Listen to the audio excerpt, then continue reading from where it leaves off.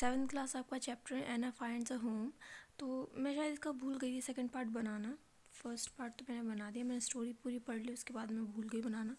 मुझे लगा मैं डाल चुकी हूँ, तो मुझे एग्जैक्टली याद नहीं है मैंने कहाँ लास्ट टाइम किया था। तो मैं आज यहाँ से स्टार्ट कर रही हूँ डायरेक्ट, और ज़्यादा लॉन्ग वीडियो नहीं होगी, ये शॉर्ट वीडियो होगी because I don't have much time today. तो स्टार्ट करते हैं। And I was quite exhausted after telling her story. जब मैरिली को अपनी स्टोरी पूरी बता दी थी, उसके फादर मदर की डेथ, किस किस के साथ वो रही एंड ऑल, तो बताने के बाद वो काफ़ी एक तरीके से इमोशनली थक जाती है। Marilla was astound where this women.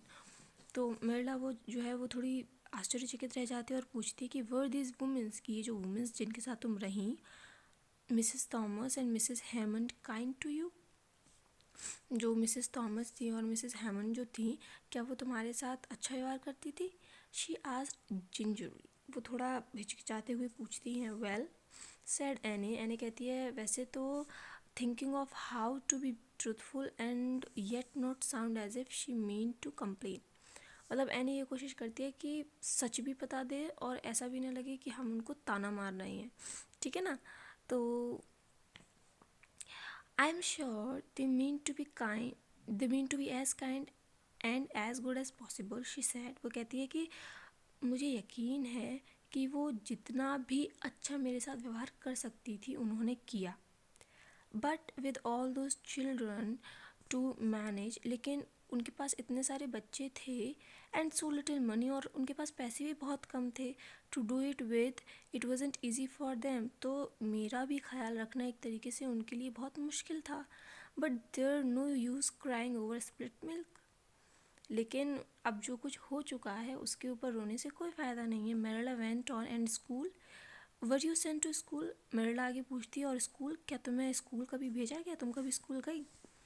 तो not very much said Anne. Any कहता है कि ज़्यादा समय के लिए नहीं। I did go a few times. मैं कुछ एक आध बार तो गई थी। When I was with Thomas, जब मैं थॉमस के साथ थी, यहाँ मिसेस थॉमस के साथ।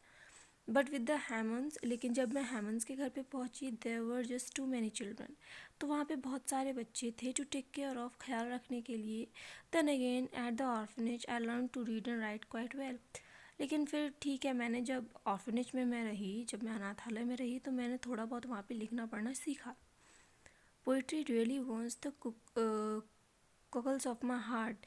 जब मैं कविताओं को पढ़ती हूँ तो एक तरीके से मुझे बटरफ्लाइज फील होती है, मतलब मुझे बहुत अच्छा लगता है उनको पढ़ के। Doesn't it leave a tingly feeling in yours too. वो कहता है कि आपको भी कुछ ऐसा महसूस नहीं होता है? तो it's solely down on Merrily why Annie was looking forward to a life at Green Gables. अब मेरिला को ये समझ में आता है कि एने जो है वो ग्रीन गैबल्स, जहाँ पे मेरिला रहती है, वहाँ पर क्यों रहना चाहती है। She desperately wanted to lead a stable and secure life. Marilla सोचती है कि एने जो है वो एक ऐसी लाइफ चाहती है जहाँ वो सुरक्षित भी रहे और एक तरीके से ज़्यादा उथल पुथल भी ना हो, सिंपल सादा लाइफ चाहती है वो। And after the nightmarish childhood she had endured, और जिस तरीके से उसका बचपन गया है उसके बाद तो एक सिंपल लाइफ जीना उसके लिए एक तरीके से बहुत ज़्यादा ज़रूरी भी हो गया है। Marilla wonder whether she should reconsider Matthew's idea. Marilla सोचती है कि क्या वो मैथ्यू उसका जो भाई था, जो एने को जाने नहीं देना चाहता था, तो वो कहती है कि मैं मैथ्यू ने जो मुझसे कहा, क्या मैं उसके बारे में दोबारा सोचूं एंड कीप द चाइल्ड, और एने को अपने साथ ही रखे। Her warm sunny disposition could brighten up the darkest day. वो जो उसका जो इतना हंसमुख व्यवहार है वो बुरे दिनों को भी अच्छा बना सकता है। Though she did talk too much. हाँ, लेकिन वो बोलती सच में बहुत ज़्यादा है। I think I would very much like to be a bird said Anne. Anne अचानक से बोलते कि मुझे लगता है ना कि मैं जो हूँ एक बर्ड बनूँगी, एक चिड़िया बनना चाहती हूँ मैं। A seagull is just who I would be. एक सीगुल आपकी बर्ड का नेम है, तो एक सीगुल मैं बनना चाहती हूँ। Wouldn't it be fun to be a seagull, she chatted happily to no one in particular. तो वो अपने आप से ही एक तरीके से आने कह रही है कि अगर मैं सीगुल बन जाऊँगी तो कितना अच्छा होगा ना। At Mrs. Spencer's home, Marilla explained the mix-up and her real need to have a boy with her and not a girl. जब वो स्पेंसर जहाँ से वो जिस ऑर्फनेज से वो लाए होते हैं, तो जब वहाँ पे पहुँचते हैं तो मरिल्डा उससे कहती है कि जो हमने जो है एक लड़की को बुलाया था, आपने गलती से लड़की को भेज दिया है। पूरा मिक्सअप के बारे में वो बताती है, एंड नॉट अ गर्ल, कि उसे एक लड़का चाहिए था काम करने के लिए, लड़की नहीं चाहिए थी। Mrs Spencer in turn promptly arrange for Annie to be sent to another home and immediately invite Mrs. Black to come and look her over.